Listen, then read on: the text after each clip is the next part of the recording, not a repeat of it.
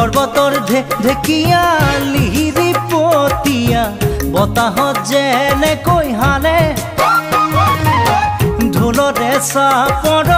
তোৰে লাহি কঁকাল দুচেও তিনি চেওকৈ ভাগে তোৰ দৰে নাচনি দেখি শ্ৰীকৃষ্ণই বাঁহী বজাইছিলে চাগে মোৰ মইনা ঐ বাঁহী বজাইছিলে চাগে পৰ্বতৰ ঢেকীয়া লিহিৰি পতীয়া